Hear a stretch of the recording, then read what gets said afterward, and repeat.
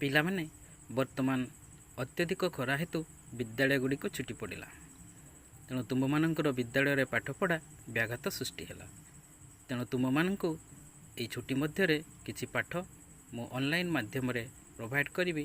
ଯଦି ତୁମେମାନେ ମୋ ଚ୍ୟାନେଲର ଏହି ପାଠଗୁଡ଼ିକୁ ଦେଖିବା ପାଇଁ ଚାହୁଁଛନ୍ତି, ତେବେ ମୋ ଚ୍ୟାନେଲକୁ ସବସ୍କ୍ରାଇବ୍ କରି ରଖନ୍ତୁ ଏବଂ ଅଲ୍ ନୋଟିଫିକେସନ୍କୁ ମଧ୍ୟ ବଜାଇ ରଖନ୍ତୁ, ଯାହାଦ୍ୱାରା ମୁଁ ଯାହା ବି ଭିଡ଼ିଓ ଅପଲୋଡ଼ କରିବି ତୁମେମାନେ ପ୍ରଥମେ ନୋଟିଫିକେସନ୍ ମାଧ୍ୟମରେ ଜାଣିପାରିବ।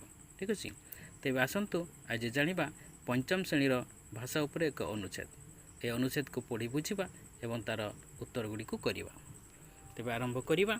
ତୁମେମାନେ ମନ ଦେଇକି ଶୁଣ, ମୁଁ ଅନୁଚ୍ଛେଦଟିକୁ ପଢ଼ୁଛି। ଅନୁଚ୍ଛେଦଟି ହେଉଛି ବାଲ ଗଙ୍ଗାଧର ତିଲକ। ଜଣେ ଭାରତୀୟ ଜାତୀୟବାଦୀ, ସାମ୍ବାଦିକ, ଶିକ୍ଷକ, ସମାଜ ସଂସ୍କାରକ ଏବଂ ସ୍ୱାଧୀନତା ଆନ୍ଦୋଳନକାରୀ ଥିଲେ ବାଲ ଗଙ୍ଗାଧର ତିଲକ। ଭାରତୀୟ ସ୍ୱାଧୀନତା ଆନ୍ଦୋଳନର ପ୍ରଥମ ନେତା ଭାବେ ପରିଚିତ ତିଲକ 1856 ମସିହାରେ ଜୁଲାଇ 23 ତାରିଖରେ ଜନ୍ମଗ୍ରହଣ କରିଥିଲେ। ବ୍ରିଟିଶ ଉପନିବେଶ ଅଧିକାରୀଗଣ ତାଙ୍କୁ ଭାରତୀୟ ଆନ୍ଦୋଳନର ପିତା ନାମରେ ଅଭିହିତ କରିଥିଲେ। ତାଙ୍କୁ ଲୋକମାନ୍ୟ ଉପାଧିରେ ମଧ୍ୟ ଭୂଷିତ କରାଯାଇଥିଲା। ଇଂରାଜୀ ଭାଷାରେ ଭାରତୀୟଙ୍କୁ ଶିକ୍ଷିତ କରିବା ଲକ୍ଷ୍ୟରେ ସେ ଡେକାନ ଏଜୁକେସନ୍ ସୋସାଇଟି ଗଠନ କରିଥିଲେ। 1890ରେ ସେ ଭାରତୀୟ ରାଷ୍ଟ୍ରୀୟ କଂଗ୍ରେସରେ ଯୋଗ ଦେଲେ। 1897ରେ ସେ ଦେଶଦ୍ରୋହ ଅଭିଯୋଗରେ ବ୍ରିଟିଶ ସରକାର ତାଙ୍କୁ ଗିରଫ କଲା। ବ୍ରିଟିଶ ଶାସନ ସମୟରେ ତିଲକ ପ୍ରଥମେ ପୂର୍ଣ୍ଣ ସ୍ୱାଧୀନତା ଦାବି ଉପସ୍ଥାପନ କରିଥିଲେ। 1920 ମସିହା ଅଗଷ୍ଟ 1 ତାରିଖରେ ତାଙ୍କର ପରଲୋକ ହୋଇଥିଲା। ତେବେ ପିଲାମାନେ, ଇଏ ତ ଥିଲା ଅନୁଚ୍ଛେଦ। ବର୍ତ୍ତମାନ ଏହି ଅନୁଚ୍ଛେଦ ଉପରେ ଯାହା ପ୍ରଶ୍ନଗୁଡ଼ିକ ରହିଛି ତାକୁ ଆଲୋଚନା କରିବା। ଅନୁଚ୍ଛେଦର ପ୍ରଥମ ପ୍ରଶ୍ନଟି ହେଉଛି, ତିଲକଙ୍କୁ ଭାରତର ଆନ୍ଦୋଳନର ପିତା କିଏ କହିଥିଲେ? ଅପସନ୍ ନମ୍ବର କରେ ଅଛି ଡେକାନ ଏଜୁକେସନ୍ ସୋସାଇଟି କର୍ମକର୍ତ୍ତା ଗଣ। ଅପସନ୍ ନମ୍ବର 2ରେ ରହିଛି ଭାରତୀୟ ରାଷ୍ଟ୍ରୀୟ କଂଗ୍ରେସର ନେତାଗଣ। ଅପସନ୍ ନମ୍ବର ଗରେ ଅଛି ବ୍ରିଟିଶ ଉପନିବେଶ ଅଧିକାରୀଗଣ। ଘରେ ରହିଛି ତିଳକଙ୍କ ସାଥୀଗଣ। ତେବେ ପିଲାମାନେ, ଏଠି ତିଲକଙ୍କୁ ଭାରତର ଆନ୍ଦୋଳନର ପିତା କିଏ କହିଥିଲେ? ଆମର ସଠିକ୍ ଉତ୍ତରଟି ହେଉଛି ବ୍ରିଟିଶ ଉପନିବେଶ ଅଧିକାରୀଗଣ।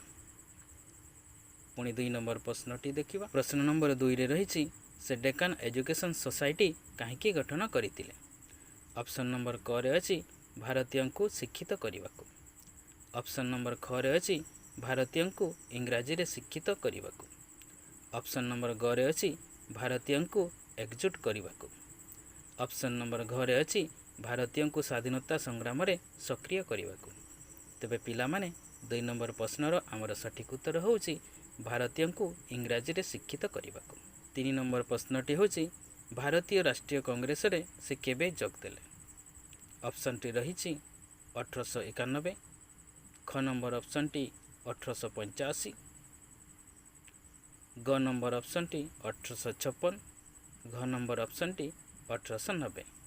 ତେବେ ଆମର ସଠିକ୍ ଉତ୍ତରଟି ହେଉଛି 1890 ମସିହାରେ। ତାପରେ 4 ନମ୍ବର ପ୍ରଶ୍ନଟି ଦେଖ।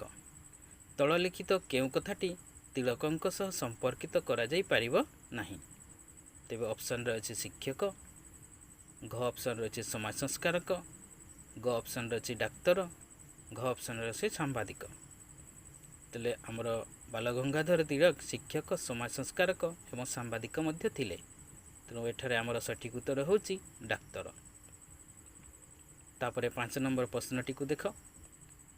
ତାଙ୍କୁ ଲୋକମାନ୍ୟ ଉପାଧିରେ ଭୂଷିତ କରାଗଲା। ଦେଖନ୍ତୁ ପିଲାମାନେ, ଏଠାରେ ଭୂଷିତ ତଳେ ଗୋଟେ ରେଖା ଥିଲା, ତାହା ଲିଭିଯାଇଛି, ଦୃଶ୍ୟମାନ ହେଉନାହିଁ। ତେଣୁ ଏହି ରେଖାଙ୍କିତ ଶବ୍ଦ ନାମରେ ଆମେ କେଉଁ ଶବ୍ଦଟି ନେଇପାରିବା ନାହିଁ? ରେଖାଙ୍କିତ ଶବ୍ଦଟି ହେଉଛି ଭୂଷିତ। ଭୂଷିତ ବଦଳରେ ଦେଖନ୍ତୁ ଅପସନ୍ ନମ୍ବର କରେ ଅଛି ଅଳଙ୍କୃତ, ନେଇପାରିବା। ମଣ୍ଡିତ ମଧ୍ୟ ନେଇପାରିବା। ଗ ନମ୍ବର ଅଛି ଭୂଷିବା। ଏ ଶବ୍ଦର ଅର୍ଥ ବହୁତ ଅଲଗା, ଭୂଷିବାର ଅର୍ଥ ଆମେ ଅଲଗା ଲାଗୁଛି। ତେଣୁ ଇଏ ହେଉଛି ସଠିକ୍ ଉତ୍ତର। ଆଉ ତଳଟା ଥିଲା ପରିଧିତ କରିବା। ତେଣୁ ଆମର ଏହି ପ୍ରଶ୍ନର ସଠିକ୍ ଉତ୍ତର ହେଉଛି ଭୂଷିବା। ତେବେ ପିଲାମାନେ, ଆଜି ଏହି ପ୍ରଥମ ଅନୁଚ୍ଛେଦର 5ଟି ପ୍ରଶ୍ନ ଉପରେ ତୁମେମାନେ ଜାଣିଲ। ଏହି ପ୍ରଶ୍ନଗୁଡ଼ିକର ଉତ୍ତର ତୁମେ ଖାତାରେ ଲେଖି ରଖିବ। ଆଉ ଗ୍ରୀଷ୍ମ ଛୁଟି ପରେ ସ୍କୁଲ ଖୋଲିଲେ ତୁମର ଶିକ୍ଷକ ବା ଶିକ୍ଷୟିତ୍ରୀଙ୍କୁ ଖାତାଟିକୁ ଦେଖାଇବ। ତେବେ ପିଲାମାନେ ଆଜିର ପାଠକୁ ଏଇଠି ରଖିବା। ପୁଣି ନେକ୍ସଟ ଭିଡ଼ିଓକୁ ଅପେକ୍ଷା କରନ୍ତୁ। ଆଜି ପାଇଁ ବିଦାୟ ଦିଅନ୍ତୁ। ଧନ୍ୟବାଦ।